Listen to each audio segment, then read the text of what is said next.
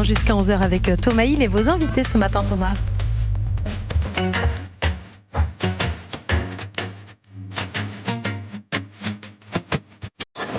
Et oui, je reçois ce matin Déborah Huette, directrice des programmes de Fremantle, et Gabriela Mater, la productrice de l'émission L'amour est dans le pré, qui est l'émission, je le disais, la plus puissante d'M6, alors qui est diffusée actuellement chaque lundi soir, la 19e saison. Il y avait encore 4 millions de téléspectateurs devant l'épisode la semaine dernière, surtout plus de 30% des femmes responsables des achats de moins de 50 ans, qui est la cible prioritaire pour M6.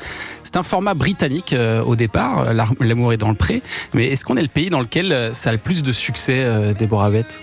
Parce que 19 saisons, c'est rare. Ça marche quand même dans de nombreux pays, parce que ça existe en Italie, en Roumanie, en Pologne, aux Pays-Bas, au Canada. Ouais. Il y a eu aux États-Unis aussi. Mais c'est vrai que nous, je pense qu'on a un record de longévité. C'est ça. Et est-ce que la version française est différente de celle des autres ? Oui, elle est différente. C'est comme tout programme, il y a une adaptation culturelle pour s'adapter au public qui regarde. Nous, c'est vrai que c'est plus authentique et peut-être moins télé-réalité que certains autres programmes étrangers, ouais. Et il faut dire aussi que c'est certainement l'émission de dating qui donne le plus de résultats tangibles, avec des couples qui se forment, des mariages, des bébés. Ça marche en audience, mais ça marche aussi tout court. Ça donne des résultats. Encore la semaine dernière, Alexandre et Anaïk qui ont annoncé attendre un enfant. Ça aussi, j'imagine que pour vous, c'est formidable. Ça crédibilise le programme. C'est sympa de jouer les Cupidons et de repeupler la France. Parce que là, on est à 90 bébés. 90 bébés, ouais. Ah oui. Donc bientôt 91. Ouais. Donc on est heureuse pour eux. On se dit que c'est super quand même. Évidemment, ça crédibilise le programme, mais au-delà de ça, ils sont quand même venus avant tout pour trouver l'amour, pour construire quelque chose, un foyer, une famille, un couple. Et je crois que c'est la plus belle des gratifications, c'est celle-là pour nous. C'est-à-dire qu'on les suit pendant un an et savoir que ça mène à quelque chose, en l'occurrence un bébé, un mariage ou quoi que ce soit qui consiste à construire quelque chose, c'est ce qu'il y a de plus gratifiant pour nous, vraiment. Mais vous, à la fois, vous cherchez à vraiment créer ces couples et en même temps, vous cherchez aussi des séquences de télé. C'est ça aussi ce qui vous intéresse. Il faut que ce soit attractif. Il n'y a pas de mise en scène chez nous. Nous, on suit vraiment ce qui se passe. Ce que je vous disais juste avant, pendant les news, c'est-à-dire qu'on démarre cette émission avec une promotion. On les connaît, nos agriculteurs, parce que l'aventure, quand on diffuse, on les connaît déjà depuis 8 ou 9 mois. Hein. Donc pour eux, ça dure un an et demi. Donc c'est un vrai engagement, L'amour est dans le pré. Mais après, on ne sait pas qui va écrire, on ne sait pas qui ils vont choisir au speed dating, et on ne sait pas ce que ça va donner. Parce entre le speed dating, la séquence de speed dating, là où il rencontre plein de personnes, et le moment où il se retrouve à la ferme avec 2 prétendants, il se passe combien de temps ? 2 à 3 semaines, 1 mois. Ça dépend des emplois du temps des uns et des autres. Ouais. Et l'une des raisons, je pense, du succès de ces émissions, c'est aussi une des rares émissions qui ne cherchent pas à montrer uniquement du beau. En général, en télé, dans les émissions de rencontres, tout est beau, tout est brillant, tout est romantique. Vous nous montrez aussi les moments de gêne, les blancs dans les discussions, ou la semaine dernière, la vache qui défèque juste devant la prétendante. Tout ça, vous le laissez volontairement au montage, Gabriela Mater. Ça a du sens aussi. On le laisse parce que c'est la vraie vie. Enfin, je pense que ce soit ces agriculteurs ou qui que ce soit d'autre, quand on est dans une optique de rencontre où c'est pas toujours tout rose, ça se passe pas exactement comme prévu. Les gens sont pas forcément comme on imaginait qu'ils étaient. Donc c'est la surprise et nous on fait comme on dit en télé, on suit le ballon. Ouais. Et le ballon est parfois plein de surprises, belles ou moins jolies.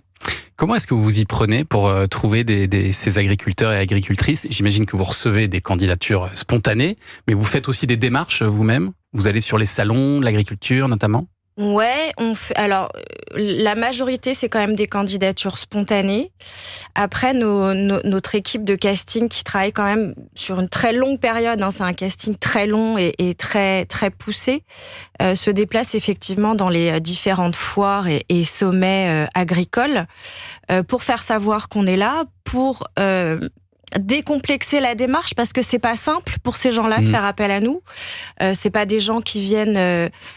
C'est des agriculteurs qui ont l'habitude de gérer leur exploitation, mais en aucun cas de passer à la télé et de se confronter à tout ce que ça implique de passer à la télé.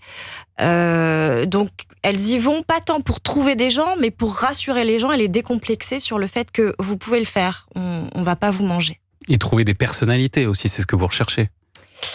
Oui, pas que. On cherche des personnalités, on cherche des caractères, bien sûr, mais on cherche aussi des belles histoires, on cherche des... Surtout, il faut qu'ils aient besoin de nous. Voilà. C'est-à-dire, sans nous, les 3/4 de ces agris ne pourraient pas trouver.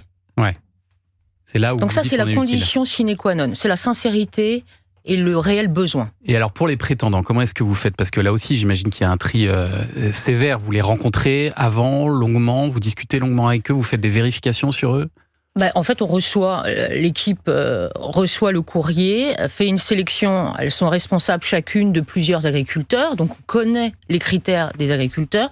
Bien évidemment, si un agriculteur a 30 ans et qu'il rêve de fonder une famille, une nana de 55 avec 4 enfants, forcément, on va pas lui remettre le courrier parce qu'on sait déjà que ça peut pas marcher. Ça va pas coller. Tout simplement. Voilà. Ouais. Et ensuite, il y a des interviews téléphoniques, etc. Il y a un premier tri du courrier avant Oui. le paquet de courrier qu'on remet à l'agriculteur qui découvre Bien chez lui. sûr. D'accord, il y a un premier Bien tri. sûr. ok. Ouais, Bien ouais, sûr. ouais. Ah bah sinon, ce serait pas gérable. Il faudrait des semaines à l'agriculteur pour lire ces lettres.